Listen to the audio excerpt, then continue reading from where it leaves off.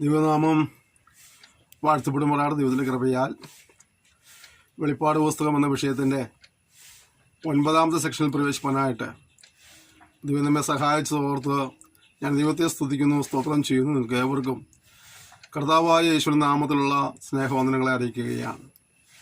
കഴിഞ്ഞ നാളുകളിൽ നിങ്ങൾ നൽകിയതായ പ്രോത്സാഹനത്തിനായിട്ട്, സഹകരണത്തിനായിട്ട്, പ്രാർത്ഥനയുടെ പിൻബലത്തിനായിട്ട് ഞാൻ നന്ദി പറയുന്നു. ദൈവം നിങ്ങളെല്ലാവരെയും ധാരാളമായി അനുഗ്രഹിക്കുമാറാകട്ടെ. ഞാൻ കഴിഞ്ഞ സെക്ഷനിൽ 7ാം അധ്യായത്തിൻ്റെ 17 വരെയുള്ള വചനങ്ങളെ ധ്യാനിച്ചുകൊണ്ടിരിക്കുകയായിരുന്നു. നാം ഈ സെക്ഷനിൽ 8ാം അധ്യായത്തിൻ്റെ 1ാമത്തെ വാക്യം മുതൽ നമ്മുടെ ചിന്ത ആരംഭിക്കുകയാണ്. അവിടെ 7ാം മുദ്ര പൊട്ടിച്ചപ്പോൾ സ്വർഗത്തിൽ ഏകദേശം അരമണിക്കൂറോളം മൗനതയുണ്ടായി. അപ്പോൾ ദൈവസേനയിൽ 7 ദൂതന്മാർ നിൽക്കുന്നത് ഞാൻ കണ്ടു. അവർക്ക് 7 കാഹളം ലഭിച്ചു. മറ്റൊരു ദൂതൻ ഒരു സ്വർണ്ണധൂപകലശമായി വന്നു, യാഗപീഠത്തിനരികെ നിന്നു.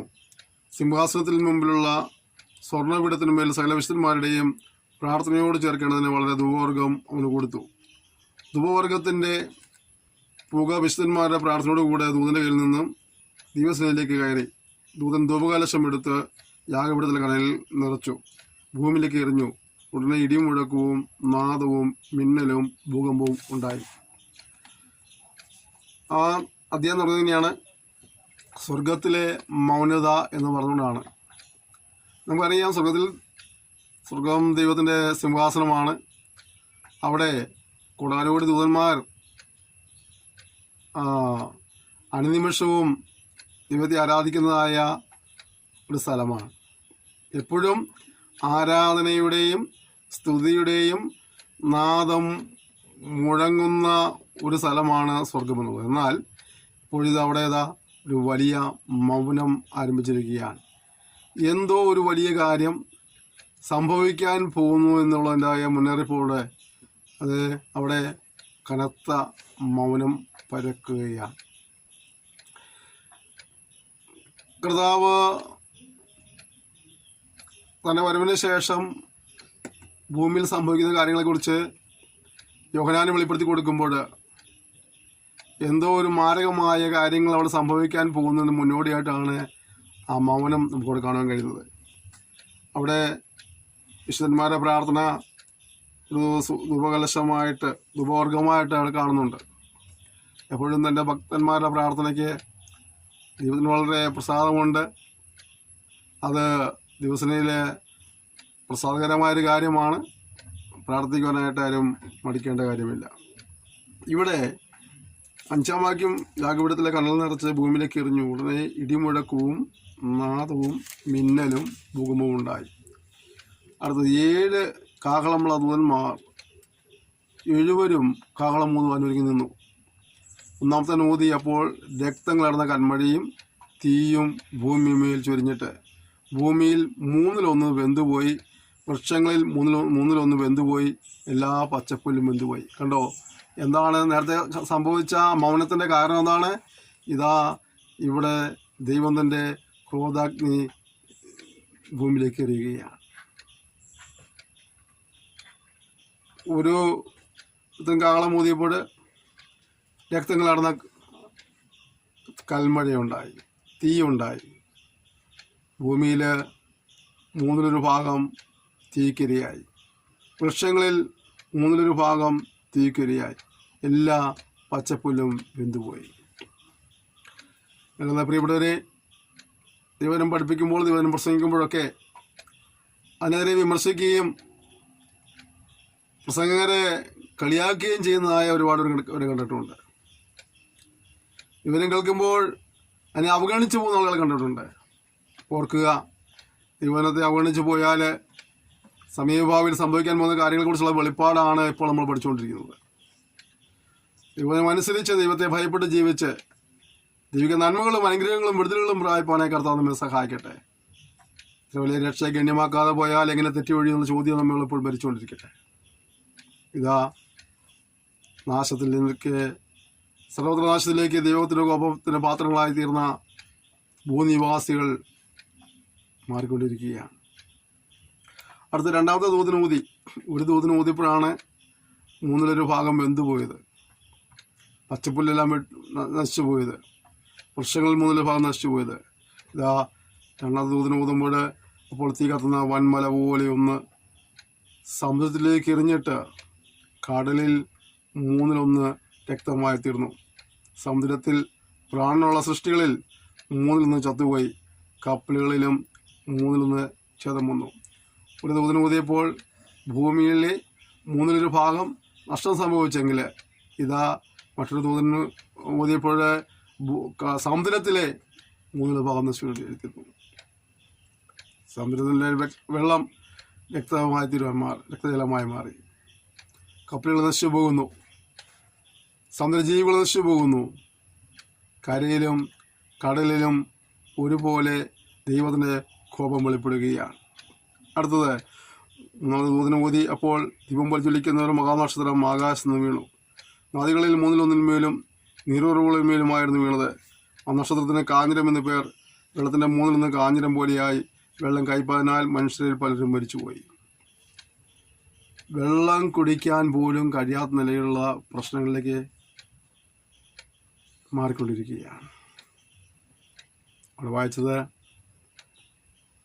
ഒരു നക്ഷത്രം വന്ന് വീണപ്പോൾ ഭൂമിയിലെ വെള്ളം ഉറവുകളെല്ലാം കയ്പായി മാറി എന്നുള്ളതാണ്. വെള്ളം കുടിക്കാൻ കിട്ടാതെ ഒരുപാട് പേര് മരിച്ചുപോയി എന്ന് വന്നിട്ട് കാണുന്നുണ്ട്. പ്രിയപ്പെട്ടവരെ, കർത്താവായ യേശുവിന്റെ വരവിന് ശേഷം സംഭവിക്കാൻ പോകുന്ന കാര്യങ്ങളാണ് പറയുന്നത്. അതിൻ്റെ വരവിൽ എടുക്കപ്പെടുന്നില്ല എങ്കിൽ പിന്നെ സംഭവിക്കാൻ പോകുന്ന വലിയ കെടുതികൾ നിങ്ങളെ കാത്തിരിക്കുന്നുണ്ട്. ഇതൊരു പാഴ്ക്കഥയല്ല, നേരം കളയാൻ വേണ്ടിയുള്ള ഒരു പരിപാടിയല്ല. സത്യം നിങ്ങൾ അറിയുവാൻ ഞങ്ങൾ ആഗ്രഹിക്കുന്നു. സമയം നിങ്ങൾ വേർതിരിച്ച് അതിനകത്തെ പഠിച്ച് അത് ഞങ്ങളെ കൊണ്ട് കഴിയുന്ന റെക്കോർഡ് ചെയ്ത് എഡിറ്റ് ചെയ്ത് അപ്ലോഡ് ചെയ്ത് നിങ്ങളിരിക്കുന്നിടത്തേക്ക് എത്തിച്ചേരുന്നവരുടെ ഉദ്ദേശമുള്ളത് നിങ്ങൾ ദൈവത്താൽ ശിക്ഷിക്കപ്പെടുന്നതായിത്തീരാനായിട്ടല്ല, മറിച്ച് നിങ്ങൾ കർത്താവ് നിങ്ങൾക്ക് വേണ്ടി ഒരുക്കിയ രക്ഷാപത്തിൽ വിശ്വസിച്ച് ആത്മരക്ഷ കരസ്ഥമാക്കി ഈ ശിക്ഷാവധിയിൽ നിന്നും രക്ഷപ്പെടാൻ നിങ്ങൾ ആഗ്രഹിക്കുന്നതുകൊണ്ടാണ് ഞങ്ങൾ റിസ്ക് എടുത്ത് ചെയ്യുന്നത്. പക്ഷെ കേൾക്കുമ്പോൾ ചിലപ്പോൾ പുച്ഛം തോന്നിയേക്കാം, ചിലപ്പോൾ അത് ബോഷത്വം തോന്നിയേക്കാം. പക്ഷെ ഇത് വാസ്തവമാണ്. ആകാശം മാറിപ്പോയാലും ഭൂമി മാറിപ്പോയാലും ഈ വചനത്തിൻ്റെ വള്ളിക്കോ പുള്ളിക്കോ മാറ്റമുണ്ടാകില്ല എന്ന് ഇതിൻ്റെ ഉടയവൻ തന്നെ പറഞ്ഞിട്ടുള്ളതാണ്. അതുകൊണ്ട് കാര്യങ്ങൾ പ്രിയപ്പെട്ടവരെ, നിശ്ചയമായും ദൈവത്തെ ഭയപ്പെട്ട് ജീവിക്കാനായിട്ട് കർത്താവ് നിങ്ങളെവരുടെയും സഹായിക്കുമാറാകട്ടെ. അതിനുള്ള തീരുമാനം ഇടവരട്ടെ. അഥവാ നിങ്ങളങ്ങനെ എടുക്കാതിരിക്കുകയും കർത്താവ് വരികയും ചെയ്തു കഴിഞ്ഞാൽ നിങ്ങൾ സംഭവിക്കാൻ പോകുന്ന കാര്യങ്ങളാണ് നമ്മൾ 4-ാം അധ്യായത്തിൽ ഇങ്ങോട്ട് പഠിച്ചുകൊണ്ടിരിക്കുന്നത്. നമ്മൾ തുടർന്ന് ചിന്തിക്കാൻ പോവുകയാണ്. തുടർന്ന് 4-ാമത്തെ ദൂതന് ഊതി അപ്പോൾ സൂര്യനിൽ നിന്ന് മൂന്നിലൊന്നും, ചന്ദ്രനിൽ മൂന്നിലൊന്നും, നക്ഷത്രങ്ങളിൽ മൂന്നിലൊന്നിനും ബാധ തട്ടി. അവയിൽ മൂന്നിലൊന്ന് ഇരുണ്ടുപോയി. രാവും പകലും മൂന്നിലൊന്ന് വെളിച്ചമില്ലാതെയായി. ഇപ്പോൾ ഇതാ ആകാശത്തും ലക്ഷം കണ്ടു തുടങ്ങി. ഭൂമിമേൽ ദൈവത്തിൻ്റെ കോപം വെളിപ്പെട്ടു, സമുദ്രത്തിനുമേൽ ദൈവകോപം വെളിപ്പെട്ടു. ഇപ്പോൾ വാനഗോളങ്ങളിൽ ദൈവത്തിൻ്റെ കോപം വെളിപ്പെടുകയായിത്തീർന്നു. ഒരു സ്ഥലത്ത് ദൈവകോപം മാത്രമേ ഉള്ളെങ്കിൽ മറ്റൊരിടത്ത് നമുക്ക് പാർത്ത് നമുക്ക് അതിൽ നിന്ന് രക്ഷപ്പെടാമായിരുന്നു. ഇതാ ഭൂമിയിന്മേലും സമുദ്രത്തിന്മേലും വാനഗോളങ്ങളിൽ ഒരുപോലെ ദൈവത്തിൻ്റെ ക്രോധാഗ്നി ചുരിഞ്ഞുകൊണ്ടിരിക്കുകയാണ്. രക്ഷപ്പെടുവാൻ മാർഗമില്ല. എന്നാൽ ഇപ്പോൾ ആകുന്ന സുപ്രസാദകാലം, ഇപ്പോൾ രക്ഷാദിവസമാണ്. കർത്താവായ യേശുക്രിസ്തു വിശ്വസിച്ചുകൊണ്ട് പാപങ്ങളേറ്റ് ഉറഞ്ഞ് ഉപേക്ഷിച്ച് ദൈവത്തെ ഭയപ്പെട്ട് ജീവിച്ച് രക്ഷപ്പെടാനുള്ള അവസ്ഥ നിനക്ക് ഇപ്പോഴുണ്ട്. എന്നാൽ നീ മറ്റു പലതിനുള്ള ഓട്ടത്തിനിടയിൽ ആത്മരക്ഷ കരസ്ഥമാക്കാതെ പോയാൽ പരിശുദ്ധ ചോദിക്കുക, ഒരു മനുഷ്യൻ സർവ്വലോകം നേടിയാലും തൻ്റെ ആത്മാവിനെ നഷ്ടമാക്കിയാൽ എന്ത് പ്രയോജനം? ഞങ്ങളുടെ സുഹൃത്തെ, ഈ ശബ്ദപരിധിക്കുള്ളിൽ ഈ സന്ദേശം കേട്ടുകൊണ്ടിരിക്കുന്ന നിങ്ങൾ ലോകത്തിൻ്റെ ഏത് മൂലയിൽ എവിടെയായിരുന്നാലും നിങ്ങൾ ഈ ചോദ്യത്തിന് ഉത്തരം കണ്ടെത്തേ എഴുതിയാവുകയുള്ളൂ. മരണം നിശ്ചയമാണ്, സമയം നിശ്ചയമില്ല. കർത്തന്റെ വരവ് നിശ്ചയമാണ്, സമയം നിശ്ചയമില്ല. ഓർക്കുക, മരണശേഷമോ കർത്തന്റെ വരവിന് ശേഷമോ നിനക്കൊരു രക്ഷപ്രാപിക്കേണ്ട അവസരമില്ലാത്തതുകൊണ്ട് ഇപ്പോൾ അറിയുന്ന സ്ഥലങ്ങളിൽ ഇരുന്നു കൊണ്ട് തന്നെ ദൈവകോപത്തിൻ്റെ ആ ചക്കിൽ വീണ് പൊടിഞ്ഞ് ധൂളിയാകാതെ ഇരിക്കുന്നതിനായിട്ട് ജീവിതത്തെ ദൈവങ്ങൾ ഏൽപ്പി കൊടുക്കാനായിട്ട് ഞങ്ങൾ നിങ്ങളെ ആഹ്വാനം ചെയ്യുകയാണ്. അനന്തരം ഒരു കഴുക് നീ കാഹളം മുതലുള്ള 3 ദൂതന്മാരെ കാഹളനാഥ ഹേതുവായി ഭൂവാസിൽ കഷ്ടം കഷ്ടം കഷ്ടം എന്നവരൊക്കെ പറഞ്ഞുകൊണ്ട് ആകാശം പാർക്കുന്നത് ഞാൻ കാണുകയും കേൾക്കുകയും ചെയ്തു. ഇതെല്ലാം കഴിഞ്ഞ ശേഷം പിന്നെയും ഇത് കഴുകം പറഞ്ഞു പറയുക എന്നാണ്, ഭൂസീമവാസികൾക്ക് കഷ്ടമാണ് കഷ്ടമാണ് കഷ്ടമാണ്. ഇതുകൊണ്ട് അവസാനിച്ചില്ല നടത്തും. ഈ നാശങ്ങളും കെടുതികളെല്ലാം ഉണ്ടായിട്ട് കൂടെ അവസാനിക്കുന്നില്ല, ഇനിയും കഷ്ടം ഉണ്ട് എന്നുള്ളതായ സന്ദേശം കൊടുക്കുകയാണ്. പ്രിയപ്പെട്ടവർ, ഇത് നിസ്സാരമായി തള്ളിക്കളയരുത്, നിസ്സാരവൽക്കരിക്കേണ്ട ഒരു കാര്യമല്ല. ഇത് വളരെ ഗൗരവത്തോടെ കാണേണ്ടതും ഏറ്റെടുക്കേണ്ടതും അനുസരിക്കേണ്ടതും തിരുത്തേണ്ടതും ക്രമീകരിക്കേണ്ടതുമായ ഒരു കാര്യമാണ് മനസ്സിലാക്കിക്കൊണ്ട് നിങ്ങൾ ഏറ്റെടുക്കാനായ കർത്താവ് നിങ്ങളോരുത്തരെയും സഹായിക്കുമാറാകട്ടെ. 9-ാം അധ്യായം 1-ാം വാക്യം വായിക്കുമ്പോൾ 5-ാമത്തെ ദൂതൻ ഊതി, അപ്പോൾ ഒരു നക്ഷത്രം ആകാശത്ത് ഭൂമിയിൽ പിന്നിറങ്ങുന്നത് ഞാൻ കണ്ടു. അവൻ അഗാധകൂപത്തിന് താക്കോൽ ലഭിച്ചു. അവൻ അഗാധകൂപം തുറന്നു. ഉടനെ പെരുഞ്ചൂളയിലെ പുക പോലെ കൂപത്തിൽ നിന്ന് പുക പൊങ്ങി. കൂപത്തിൻ്റെ പുകയാൽ സൂര്യനും ആകാശവും ഇരുണ്ടുപോയി. പുകയിൽ നിന്ന് വെട്ടുകളി ഭൂമിയിൽ പുറപ്പെട്ടു. അങ്ങനെ ഭൂമിയിലെ തീളിനുള്ള ശക്തി ലഭിച്ചു. നെറ്റിയിൽ ദൈവത്തിൻ്റെ മുദ്രയില്ലാത്ത മനുഷ്യർക്കല്ലാതെ ഭൂമിയിലെ പുല്ലിനും പച്ചയ യാതൊന്നിനും യാതൊരു വൃക്ഷത്തിനും കേടുവരുത്തരുത് എന്നതിന് കൽപ്പനയുണ്ടായി. അവരെ കൊല്ലുവാനല്ല, 5 മാസം ദണ്ഡിപ്പാനത്രേ അതിന് അധികാരം ലഭിച്ചത്. അവരുടെ വേദന തേൾ മനുഷ്യനെ കുത്തുമ്പോഴുള്ള വേദന പോലെ തന്നെ അകാലത്ത് മനുഷ്യർ മരണം അന്വേഷിക്കും, കാണുകയില്ല ദാനം. മരിപ്പാൻ കൊതിക്കും, മരണം അവരെ വിട്ട് ഓടിപ്പോകും. എന്നാൽ പ്രിയപ്പെട്ടവരെ, എത്രയോ ഗൗരവമായ കാര്യങ്ങളാണല്ലോ വായിക്കും അല്ലേ. കൊടുത്തുകളിലെ പോലെ ജീവി വരുന്നു, അത് മനുഷ്യനെ കുത്തുന്നു, വേദനയാണ്, മരണവേദനയാണ്. പക്ഷേ ആ കാലഘട്ടങ്ങളിൽ മരണം അന്വേഷിച്ച് നടക്കുന്ന മനുഷ്യന് പോലും മരിക്കുവാൻ കഴിയില്ലാതെ കൊണ്ട് ഈ ദണ്ഡനത്തിലെല്ലാവരും അകപ്പെടുകയാണ്. ദണ്ഡനം സഹിക്കേണ്ടെന്ന് വിചാരിച്ച് ജീവിതം അവസാനിപ്പിക്കാനായിട്ട് ശ്രമിച്ചാൽ പോലും മരണം നമ്മെ കൈവിട്ടു പോകുന്ന ആ ഒരു കാലഘട്ടം. അയ്യോ, അത് വളരെ ഭീകരമാണ്. ഇന്നത്തെ പുച്ഛവും ഇന്നത്തെ അഹങ്കാരവും ഇന്നത്തെ നീളവും എല്ലാം മാറിപ്പോകും. അനുസരിക്കുവാനായിട്ട് ഇപ്പോൾ സമയമുണ്ട്, ദിവസം ഒരുക്കുന്നുണ്ട്. ഈ സമയത്ത് അനുസരിക്കുന്നില്ല എങ്കിൽ നമ്മെ കാത്തിരിക്കുന്നത് വളരെ വളരെ വളരെ കഷ്ടതകളാണെന്ന് മറന്നുപോയത്. മരണം കൊതിക്കുന്ന മനുഷ്യന് മരണം കണ്ടെത്തുവാൻ കഴിയാത്തൊരു കാലഘട്ടം, വേദന അനുഭവിക്കുന്ന, നരകയാതന അനുഭവിക്കുന്ന ഒരു കാലഘട്ടം.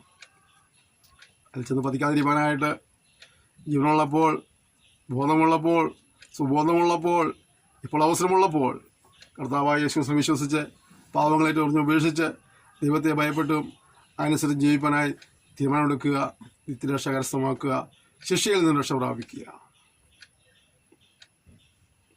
അടുത്തത്, വെട്ടുകളുടെ രൂപം യുദ്ധത്തിന് ചമയിച്ച കുതിരയ്ക്ക് സമം, തലയിൽ പൊൻകിരീടമുള്ളതുപോലെയും മുഖം മാനുഷമുഖം പോലെയുമായിരുന്നു. സ്ത്രീകളുടെ മുടി പോലെ അതിന് മുടിയുണ്ട്. പല്ല് സിംഹത്തിൻ്റെ പല്ല് പോലെയായിരുന്നു. ഇരുമ്പ് കവചം പോലെ കവചമുണ്ട്. ചെറുകൻ്റെ ഒച്ച പടയ്ക്ക് ഓടുന്ന അനേക കുതിരത്തേരുകളുടെ ഒച്ച പോലെയായിരുന്നു. തിളിനുള്ളതുപോലെ വാലും വിഷവും മുള്ളുമുണ്ട്. മനുഷ്യരെ 5 മാസം ഉപദ്രവിപ്പാനുള്ള ശക്തി വാലിൽ ആയിരുന്നു. അഗാധദൂതൻ അതിൻ്റെ രാജാവായിരുന്നു. അവന് എബ്രായ ഭാഷയിൽ അബദ്ധോൻ എന്നും മല ഭാഷയിൽ അപ്പുല്ലോൻ എന്നും പേർ. കഷ്ടം 1 കഴിഞ്ഞു, ഇനി 2 കഷ്ടം പിന്നാലെ വരുന്നു. മരണം കൊതിച്ചാൽ അതുപോലെ ലഭ്യമല്ലാത്തതായ ഒരു കഷ്ട നാളുകൾ കഴിഞ്ഞുകൊണ്ട് പറയുന്നത്, കഷ്ടം 1 കഴിഞ്ഞു, ഇനി 2 കഷ്ടം പിന്നാലെ വരുന്നു. ഇത് 1-ാം തരം മനുഷ്യനെ താങ്ങുവാൻ കഴിയുന്നില്ല. അപ്പോഴാണ് അതിന് ഭീകരമായ 2 കഷ്ടം പുറകെ വരുന്നു പറയുന്നത്. ഇതെല്ലാം പഠിക്കുകയും കേൾക്കുകയും ചെയ്യുമ്പോൾ നമ്മെ സൂക്ഷിപ്പം കർത്താവ് സഹായിക്കട്ടെ. തിരിഞ്ഞു നോക്കും കർത്താവ് സഹായിക്കട്ടെ. 13-ാമത്തെ വാക്യം, 6-ാമത്തെ ദൂതനൂതി, അപ്പോൾ ദൈവസന്നിധിയിലെ സ്വർണ്ണപിടത്തിൻ്റെ കൊമ്പുകളിൽ നിന്ന് ഒരു ശബ്ദം കാഹളമുള്ള 6-ാം ദൂതനോട്, യുഫ്രത്തോസ് എന്ന മഹാനദീ തീരത്ത് ബന്ധിച്ചിരിക്കുന്ന 4 ദൂതന്മാരെയും അഴിച്ചുവിടുക എന്ന് പറയുന്നത് ഞാൻ കേട്ടു. ഉടനെ മനുഷ്യരിൽ 1/3 കൊല്ലുവാൻ ഇന്ന ആണ്ട്, മാസം, ദിവസം, നാഴികയ്ക്ക് ഒരുങ്ങിയിരുന്ന 4 ദൂതന്മാരെയും അഴിച്ചുവിട്ടു. കുതിരപ്പടയുടെ സംഖ്യ 10,000 മടങ്ങ് 20,000 എന്ന് ഞാൻ കേട്ടു. ഞാൻ കുതിരകളെയും കുതിരപ്പുറത്തിരിക്കുന്നവരെയും ദർശനത്തിൽ കണ്ടത് എങ്ങനെയെന്നാൽ, അവർക്ക് തീ നിറവും രക്തനീലവും ഗന്ധകവർണവുമായ കവചമുണ്ടായിരുന്നു. കുതിരകളുടെ തല സിംഹങ്ങളുടെ തല പോലെയായിരുന്നു. വായിൽ നിന്ന് തീയും പുകയും ഗന്ധകവും പുറപ്പെട്ടു. വായിൽ നിന്ന് പുറപ്പെടുന്ന തീ, പുക, ഗന്ധകം എന്നീ 3 ബാധയാൽ മനുഷ്യരിൽ 1/3 മരിച്ചുപോയി. കുതിരകളുടെ ശക്തി വായിലും വാലിലും ആയിരുന്നു. വാലോ സർപ്പത്തെ പോലെയും തലയുള്ളതുമായിരുന്നു. ഇവയിൽ അത്രേ കേടുവരുത്തുന്നത്. ഈ ബാധകളാൽ മരിച്ചു പോകാത്ത ശേഷം മനുഷ്യരോ ദുർബോധങ്ങളെയും കാണുവാനും കേൾപ്പാനും നടപ്പാനും വഹിയാത്ത പൊന്ന്, വെള്ളി, ചെമ്പ്, കല്ല്, മരം കൊണ്ടുള്ള ബിംബങ്ങളെയും നമസ്കരിക്കാതെ വണ്ണം തങ്ങളെ കൈപ്പണി വിട്ട് മാനസാന്തരപ്പെട്ടില്ല. തങ്ങളുടെ കൊലപാതകം, ക്ഷുദ്രം, ദുർനടപ്പ്, മോഷണം എന്നിവ വിട്ട് മാനസാന്തരപ്പെട്ടതുമില്ല. നമ്മൾ ഈ സെക്ഷനിൽ നമ്മൾ ചിന്തിച്ചു വരുന്ന കാര്യങ്ങളാണ് കർത്താവിൻ്റെ വരവിന് ശേഷം സംഭവിക്കുന്ന വലിയ വലിയ കെടുതികളെക്കുറിച്ചുള്ളതായ വിവരണമാണ് പരിശുദ്ധാത്മാവ് ഇവിടെ നൽകിക്കൊണ്ടിരിക്കുന്നത്. 12-ാം വാക്യം നമ്മൾ അവസാനിപ്പിക്കുമ്പോൾ ഇങ്ങനെ കണ്ടു, കഷ്ടം 1 കഴിഞ്ഞു, ഇനി 2 കഷ്ടം പിന്നാലെ വരുന്നു. ആ 12 വേള വചനങ്ങൾ വായിക്കുമ്പോൾ തന്നെ കാണാം, മനുഷ്യൻ മരണം കൊതിച്ചിട്ടും ലഭിക്കാത്ത ഒരു കാലഘട്ടമായിരുന്നു എന്നും കാണാൻ കഴിയുന്നുണ്ട്. താഴെ വരുമ്പോൾ പിന്നീടുമുള്ളതായ കഷ്ടങ്ങളിൽ മനുഷ്യരിൽ 1/3 ഭാഗം മരിച്ചു പോകാനിടയായിത്തീർന്നു. ഇങ്ങനെയുള്ള കഷ്ടങ്ങൾ അനവധിയായി വർദ്ധിച്ചു വന്നിട്ടും നമ്മൾ 9-ാം അധ്യായത്തിലെ ഒടുവിലത്തെ വാക്യം വരുമ്പോൾ കാണുന്നത്, ജനത്തിന് ഒരു മാനസാന്തരം ഉണ്ടാകാതെ അവർ പിന്നെയും ചെയ്തുകൊണ്ടിരിക്കുകയായിരുന്നു. കൊലപാതകം, ക്ഷുദ്രം, ദുർനടപ്പ്, മോഷണം എന്നിവ വിട്ട് മാനസാന്തരപ്പെട്ടില്ല. അപ്പോൾ കെടുതികളുടെ, ന്യായവിധിയുടെ കെടുതികൾ വർദ്ധിച്ചു വരും തോറും മനുഷ്യനിൽ മാനസാന്തരം കാണുന്നില്ല. നമുക്ക് അവിടെ കാണാൻ കഴിയുന്നുണ്ട്.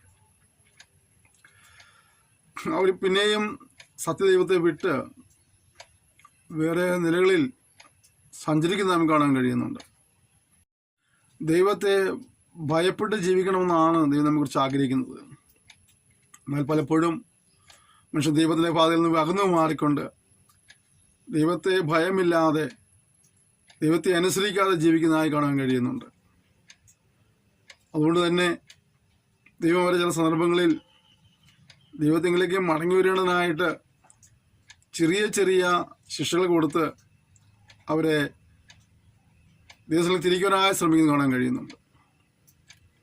എന്നാൽ ചിലപ്പോൾ ആ സന്ദർഭങ്ങളിൽ പോലും ദൈവത്തിനെതിരായി സംസാരിക്കുകയും ചിന്തിക്കുകയും പ്രവർത്തിക്കുകയും ചെയ്തുകൊണ്ട് ദൈവകൃപയിൽ നിന്ന് അന്യപ്പെട്ടു പോകുന്ന ആളുകളെയും കാണാൻ കഴിയുന്നു. ഇവിടെ ന്യായവിധിയുടെ കരം വളരെ ഭാരമായി വന്നുകൊണ്ടിരിക്കുമ്പോൾ പോലും ഇതാ ഈ മനുഷ്യർ മാനസാന്തരപ്പെടാതെ അവർ ദൈവകൃപയിൽ നിന്ന് അന്യപ്പെട്ട് ഹൃദയം തഴമ്പിച്ചു പോകുന്നവരെ കാണാൻ കഴിയുന്നുണ്ട്. അനേക പ്രാവശ്യം ദൈവവചനം കേട്ടിട്ടും വചനങ്ങൾ വായിക്കുകയും പഠിക്കുകയും ചെയ്തിട്ടും ഒരുപാട് സന്ദേശം കേട്ടിട്ടും ഇതുവരെയും ദൈവത്തെ ഭയപ്പെട്ട് ജീവിക്കണമെന്നും ദൈവത്തെ അനുസരിച്ച് ജീവിക്കണമെന്ന് തീരുമാനമെടുക്കുവാനും കഴിയുന്നില്ലെങ്കിൽ ഓർക്കുക, വലിയ ന്യായവിധി പറയുക വരുന്നുണ്ട്. ഇവിടെ ഒരു കൂട്ടം ജനങ്ങൾ കഷ്ടയുടെ കെടുതിയിലായിട്ട് പോലും ദൈവകോപത്തിൻ്റെ പാത്രങ്ങളായി മാറിയിട്ട് പോലും അവർ പലപ്പോഴും ദൈവത്തിലേക്ക് മടങ്ങി വരുവാനായിട്ട് ഒരു മനസ്സ് കാണിച്ചില്ല എന്ന് കാണുക. മാത്രമല്ല, ദൈവത്തെ ഭയപ്പെടുന്നില്ലെന്ന് മാത്രമല്ല, പിന്നെയും ദൈവത്തെ വെറുപ്പിക്കുന്ന, ദൈവത്തിൻ്റെ കോപത്തിന് പാത്രങ്ങളായി തീരാൻ വേണ്ടി തന്നെ ദുഷ്പ്രവർത്തികളിൽ അവർ മുഴുകുകയായിരുന്നു. കൊലപാതകം, ക്ഷുദ്രം, ദുർനടപ്പ്, മോഷണം എന്നിവ വിട്ട് മാനസാന്തരപ്പെട്ടില്ല. അപ്പോൾ അവർ ആ പ്രവർത്തികൾ തന്നെ പിന്നെയും തുടർന്നേ കാണാൻ കഴിയുന്നുണ്ട്. ദൈവത്തിൻ്റെ പരിശുദ്ധാത്മാവ് നമ്മോട് ഒരു കാര്യം ആവശ്യപ്പെടുമ്പോൾ നമ്മെ അതിനെ ക്രമീകരിക്കാനായിട്ട്, നമ്മെ ഞങ്ങളുടെ ദൈവത്തിലേക്ക് അടുപ്പിക്കാനായിട്ടുള്ള സമയങ്ങളായതിനെ വിനിയോഗിക്കാൻ കർത്താവ് നമ്മെ ദൈവം സഹായിക്കുമാറാകട്ടെ. ഇവിടെ കാണുന്ന മറ്റൊരു കാര്യമുണ്ട്. 10-ാം അധ്യായം തുടങ്ങുമ്പോൾ ബലവാനായ മറ്റൊരു ദൂതൻ സ്വർഗത്തിൽ നിന്നിറങ്ങുന്നത് ഞാൻ കണ്ടു. അവൻ മേഘം ഉടുത്തും തലയിൽ ആകാശവില്ല് ധരിച്ചും മുഖം സൂര്യനെ പോലെയും കാൽ തീത്തൂണ് പോലെയുമുള്ളവൻ. അവൻ്റെ കയ്യിൽ തുറന്നൊരു ചെറുപുസ്തകം ഉണ്ടായിരുന്നു. അവൻ വലങ്കാൽ സമുദ്രത്തിന്മേലും ഇടങ്കാൽ ഭൂമിയിലും വെച്ചു. സിംഹം അലറും പോലെ അത്യുച്ചത്തിൽ ആർത്തപ്പോൾ 7 ഇടിയും നാദം മുഴക്കി. 7 ഇടിനാദം മുഴക്കിയപ്പോൾ ഞാൻ എഴുതുവാൻ ഭാവിച്ചു. എന്നാൽ 7 ഇടിമുഴക്കിന് എഴുതാതെ മുദ്രയിട്ടേക്കായി എന്ന് സ്വർഗത്തിൽ നിന്ന് ശബ്ദം കേട്ടു.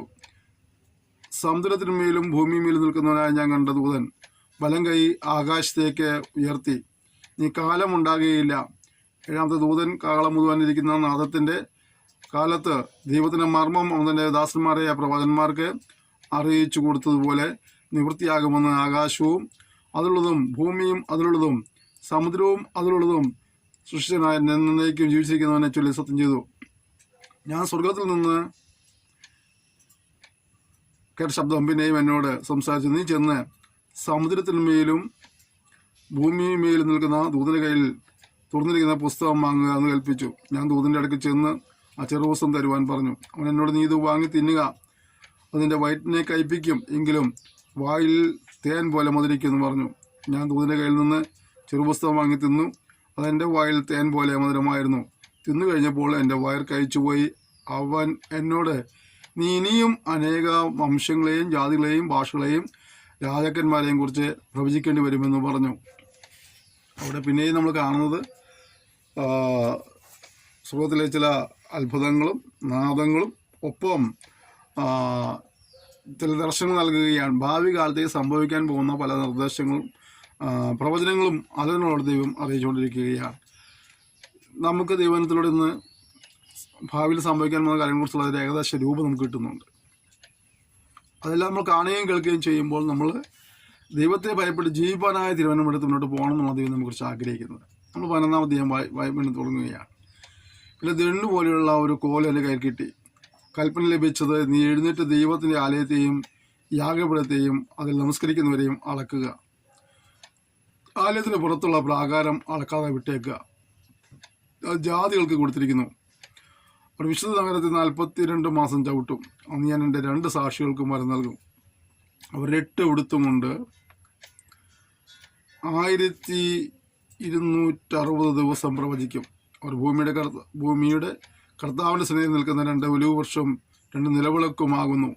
ആരെങ്കിലും അവർക്ക് ദോഷം ചെയ്യുവാൻ ഇച്ഛിച്ചാൽ അവരുടെ വായിൽ നിന്ന് തീ പുറപ്പെട്ട് അവരുടെ ശത്രുക്കളെ ദഹിപ്പിച്ചു കളയും. അവർക്ക് ദോഷം വരുത്തി വഞ്ചിക്കുന്നവൻ ഇങ്ങനെ മരിക്കേണ്ടി വരും. അവരുടെ പ്രവചനകാലത്ത് മഴ പെയ്യാതവണ്ണം ആകാശം വിളച്ചു കളവാൻ അവർക്ക് അധികാരമുണ്ട്.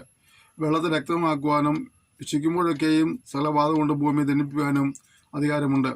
അവർ തങ്ങളുടെ സാക്ഷ്യം തിരിച്ച ശേഷം ആഴത്തിൽ നിന്ന് കയറി വരുന്ന മൃഗം അവരോട് പടവെട്ടി അവർ ജയിച്ച് കൊന്നുകളയും.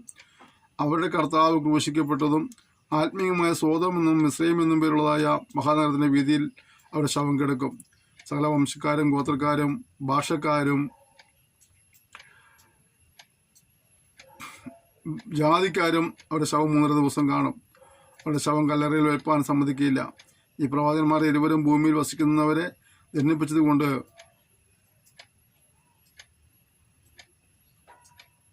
ഭൂവാസികൾ അവർ നിമിത്തം സന്തോഷിച്ച് ആനന്ദിക്കുകയും അന്യോന്യം സമ്മാനം കൊടുത്തിരിക്കുകയും ചെയ്യും. 3 ദിവസം കഴിഞ്ഞ ശേഷം ദൈവത്തിൽ നിന്ന് ജീവശ്വാസം അവരിൽ വന്ന് അവർ കാൽ ഊന്നി നിന്നും അവരെ കണ്ടവർ ഭയപരവശരായിത്തീർന്നു. ഇവിടെ കയറി വരുവീൻ എന്ന് സ്വർഗത്തിൽ നിന്നൊരു മഹാശബ്ദം പറയുന്നത് കേട്ടു. അവർ മേഘത്തിൽ സ്വർഗത്തിലേക്ക് കയറി. അവരുടെ ശത്രുക്കൾ അവരെ നോക്കിക്കൊണ്ടിരുന്നു. ആ നാഴികയിൽ വലിയൊരു ഭൂകമ്പമുണ്ടായി. നഗരത്തിൽ 10 ഇടിഞ്ഞു വീണു. ഭൂകമ്പത്തിൽ 7000 പേർ മരിച്ചുപോയി. ശേഷിച്ചവർ ഭയപരവശരായി സ്വർഗത്തിലെ ദൈവത്തിന് മഹത്വം കൊടുത്തു. കഷ്ടതയുടെ പരമ്പരകൾ നീണ്ടുപോയിക്കൊണ്ടിരിക്കുകയാണ്. അതിനിടയിൽ കർത്താവ് ഭാവിയിൽ സംഭവിക്കുന്ന കാര്യങ്ങളെക്കുറിച്ച് അവരെ അറിയിക്കുന്നു.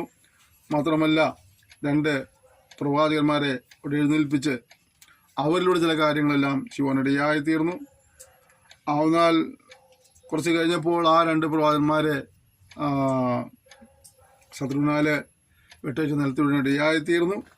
അവരുടെ മരം കണ്ട് സന്തോഷിച്ച് സമാധാനം കൈമാറിയതായ ആളുകളെക്കുറിച്ച് നമ്മൾ കാണാൻ കഴിയുന്നുണ്ട്. അല്ലേ? ചില സന്ദർഭങ്ങളിൽ മനുഷ്യൻ അങ്ങനെ സംഭവിക്കും. അല്ലേ? മറ്റുള്ളവരുടെ വീഴ്ചയും തകർച്ചയും കണ്ടുകൊണ്ട് സന്തോഷിക്കുന്ന ആളുകളുണ്ട്. എന്നാൽ പലരും അങ്ങനെയല്ല. മറ്റുള്ളവരുടെ തകർച്ച കാണുമ്പോൾ സങ്കടപ്പെടുന്ന ആൾക്കാരുണ്ട്. ചിലരെന്നതിന് മറ്റുള്ളവരുടെ വീഴ്ചയിൽ സന്തോഷിക്കുന്നവരുണ്ട്. ഞാൻ കഴിഞ്ഞ ദിവസം ഒരു സംസ്കാര ശുശ്രൂഷയ്ക്ക് കടന്നു പോകാനിടയായിത്തീർന്നു. ഒരു ദേശം മുഴുവൻ ആ മരണത്തെ പ്രതി കരയുകയാണ്. ഒരു ദേശം മുഴുവൻ. അപ്പോൾ അങ്ങനെയുള്ളവരുണ്ട്. അതേസമയം മറിച്ചതുകൊണ്ട് ചിലപ്പോൾ കുറ്റം വരുന്നവരും കടന്നു വന്നേക്കാം. ഇവിടെ ഇതാ ഇവർക്ക് ഈ ഭക്തരായ മനുഷ്യർക്കുണ്ടായ മരണത്തെ ആഘോഷിക്കുന്നതാണ്. എന്നാലേ ദൈവത്തിൻ്റെ പ്രവൃത്തി അല്പസമയം വെളിപ്പെട്ടു. ദൈവം അവർക്ക് ജീവൻ കൊടുത്തവരെ മുകളിലേക്ക് സുഖത്തിലേക്ക് കൊണ്ടുവരേണ്ടതായിത്തീർന്നു. ഞാനൊരു കാര്യം ഇവിടുന്ന് പറയാൻ ആഗ്രഹിക്കുന്നത്, നമ്മുടെ കഷ്ടതയും നമ്മുടെ പ്രയാസവും നമ്മുടെ തകർച്ചകളോടൊക്കെ സന്തോഷിക്കുന്ന ആളുകൾ ചിലപ്പോൾ ഉണ്ടായിരുന്നേക്കാം. അവരെ അതിലും കണ്ട് സന്തോഷിക്കുമ്പോൾ നമുക്കൊരു പക്ഷേ നമുക്കും സങ്കടം ഉണ്ടായിരുന്നേക്കാം. നമ്മൾ ഓർക്കേണ്ട കാര്യം, നമ്മുടെ കഷ്ടതയിലും പ്രയാസവും നമുക്ക് കൈവിടാത്തൊരു ദൈവമുണ്ട്. മറ്റുള്ളവർ നമ്മുടെ നാശം കാണാൻ ആഗ്രഹിക്കുമ്പോഴും അവിടേക്ക് നമ്മൾ വിട്ടുകൊടുക്കാതെ നമ്മെ അതിശയമായി നടത്തുകയും നമുക്ക് വിജയം നൽകുന്ന ദൈവത്തെ നമ്മൾ സേവിക്കുന്നത്. ഇതാ ഇവരെ താഴ്ച കണ്ടുകൊണ്ട് സന്തോഷിക്കുമ്പോൾ അവരുടെ സന്തോഷത്തിൽ എന്ന് അവർ നിലനിർത്താതെ അവർ നിന്ദിക്കപ്പെട്ട സ്ഥലങ്ങളിൽ നിന്ന് അവരെ മാനിക്കുന്ന ദൈവപ്രവൃത്തി നമുക്കവിടെ കാണാൻ കഴിയുന്നുണ്ട്. ഞാൻ വീണ്ടും വീണ്ടും പറയുന്നു, നീ ഏതൊരു സ്ഥലത്ത് നിന്ദിക്കപ്പെടുന്നുവോ, പരിഹസിക്കപ്പെടുന്നുവോ, ഉപദ്രവിക്കപ്പെടുന്നുവോ, അവഗണിക്കപ്പെടുന്നുവോ, അതേ തലങ്ങളിൽ നിന്നെ മാനിപ്പാനും ഉയർത്തുവാനും ദൈവത്തിന് കഴിയും. ദൈവത്തിന് അപ്രകാരം ഒരു പദ്ധതിയുണ്ട്. അതുകൊണ്ട് ഇന്നത്തെ കർഷകരുടെ നടുവിൽ, പ്രയാസ നടുവിൽ നിരാശപ്പെട്ടു പോകേണ്ട ആവശ്യമൊന്നുമില്ല. നടുവിൽ നമ്മെ മാനിക്കുന്ന വരുന്ന ആളുകളിൽ ഒരു പുതിയ തലങ്ങൾക്ക് കരം പിടിച്ചു വരുത്തുന്നതായ ദൈവപ്രതിനിധി ജീവിതത്തിൽ വെളിപ്പെടേണ്ടയായിത്തീരും. അതുകൊണ്ട് വിശ്വാസത്തോടെ ദൈവത്തെ സേവിക്കുക, നിശ്ചയമായി നിങ്ങളുടെ അനുഗ്രഹം പ്രാപിക്കും. രണ്ടാമത്തെ കർഷം കഴിഞ്ഞു, മൂന്നാമത്തെ കർഷം വേഗം വരുന്നു. ഏഴാമത്തെ ദൂതനെ ഊതിയപ്പോൾ ലോകരാജ്യത്ത് നമ്മുടെ കർത്താവിനും നമ്മുടെ ക്രിസ്തുവിനും ആയിത്തീർന്നിരിക്കുന്നു. ഒന്നേക്കും വാഴുമെന്ന് സ്വർഗത്തിൽ ഒരു മഹാസന്തോഷം, മഹാഘോഷമുണ്ടായി. കണ്ടോ, കഷ്ടങ്ങളെ മാറിക്കൊണ്ടേ വരുന്നു. ഉടനെ അവിടുന്ന് മറ്റൊരു ശബ്ദം കേൾക്കുന്നതാണ്, ലോകരാജ്യത്ത് നമ്മുടെ കർത്താവിനും അവിടെ ക്രിസ്തുവിനും ആയിത്തീർന്നിരിക്കുന്നു. ശബ്ദത്തിനൊരു പ്രവചിച്ചില്ലേ, നീതിയോടൊരു രാജാവ് വാഴും. ആ രാജവാഴ്ച ഇതുവരെ ആരംഭിച്ചിട്ടില്ല. ഇവിടുത്തെ വാഴ്ചകളും അധികാരങ്ങളെല്ലാം പലപ്പോഴും പരാജയപ്പെട്ടിരിക്കുമ്പോൾ, മനുഷ്യൻ ആഗ്രഹിക്കുന്ന സമാധാനവും സന്തോഷവും പ്രദാനം ചെയ്യാൻ കഴിയാതിരിക്കുമ്പോൾ, എല്ലാം നന്നാക്കാമെന്ന് പറഞ്ഞു വന്നവർ പോലും ഒന്നും നന്നാക്കാൻ കഴിയാതെ പകച്ചു നിൽക്കുമ്പോൾ, ഇതൊരു രാജാവ്, നീതിയോടെ വാഴുന്ന രാജാവ് വരാൻ പോവുകയാണ്. ഇവിടെ അതിൻ്റെ തെളിവ് കാണുകയാണ്. ഏഴാം ദൂതൻ ഊതിയപ്പോൾ ലോകരാജ്യത്ത് നമ്മുടെ കർത്താവിനും അവൻ്റെ ക്രിസ്തുവിനുമായി തീർന്നിരിക്കുന്നു. ലോകത്തെ ഭരിക്കുന്ന നീതിമാനായ കർത്താവിൻ ആ രാജഭരണം നടക്കുന്ന കാര്യമാണ് പറഞ്ഞത്. ഞാൻ ഒരു കാര്യം പറയാം, അങ്ങനെ സംഭവം ഉണ്ടാകുന്ന കാലഘട്ടത്തിൽ ഇപ്പോൾ കാണുന്ന അനീതിക്കും അക്രമത്തിനും എല്ലാം മാറ്റമുണ്ടാകാനിടയായിത്തീരും. നാം നിശ്ചയമായും നാം ഓരോരുത്തരും സമാധാനവും സന്തോഷവും അഭിവൃദ്ധി മരിക്കാനിടയായിത്തീരും. രാജഭരണം ഏറ്റെടുക്കുമ്പോൾ രാജ്യത്തിലെ പ്രജകളായി മാറുവാനായിട്ട് നമ്മെ സമർപ്പിക്കുന്നത് സഹായിക്കട്ടെ. ദിവസം പറയുന്നത് ചില കാര്യങ്ങൾ പ്രവർത്തിക്കുന്ന ഒരു കാര്യം ദൈവരാജ്യത്തിൽ പ്രവേശിക്കാൻ കാണാൻ കഴിയുന്നുണ്ട്, രാജ്യം അവകാശമാക്കാൻ കഴിയുന്നുണ്ട്. അങ്ങനെയെങ്കിൽ അഖിലത്തിൽ ലേഖനം 5-ാം അധ്യായം 19 വചനങ്ങൾ, 1 കൊരിന്ത്യർ 6-ന്റെ 19 വചനങ്ങൾ ഒക്കെ നമ്മൾ പഠിക്കുമ്പോൾ ചില പ്രവണതകളിലൂടെ പോകുന്നവർ, ചില ദോഷപ്രവൃത്തി ചെയ്യുന്നവരെ അവരെ ആരും ദൈവരാജ്യം അവകാശമാക്കി കർത്താവിൻ്റെ വരവേറ്റവും ആസന്നമായിരിക്കാൽ നമ്മുടെ രാജ്യം സ്ഥാപിക്കുമ്പോൾ രാജ്യത്തിലെ പ്രജകളായി കാണപ്പെടുവാനായിട്ട് നമ്മൾ സമർപ്പിക്കുവാനായി കർത്താവിനെ സഹായിക്കട്ടെ. അതിനുള്ള ഉത്സാഹവും തീരുമാനവും നമുക്ക് ഉണ്ടാവാൻ ഇടവരട്ടെ.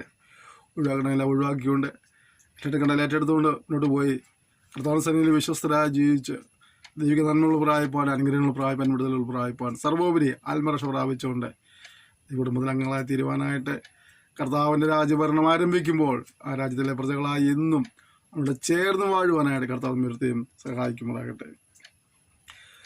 ദൈവസന്നിധിയിലെ സിംഹാസനങ്ങളിൽ ഇരിക്കുന്ന 24 മൂപ്പന്മാരും കവണ വീണ് ദൈവത്തെ നമസ്കരിച്ച് പറഞ്ഞത്, സർവശക്തിയുള്ള കർത്താവാ ദൈവമേ, ഇരിക്കുന്നവനും ഇരുന്നവനുമായുള്ളവേ, നീ മഹാശക്തി ധരിച്ച് വാഴുകയാൽ ഞങ്ങൾ നിന്നെ സ്തുതിക്കുന്നു.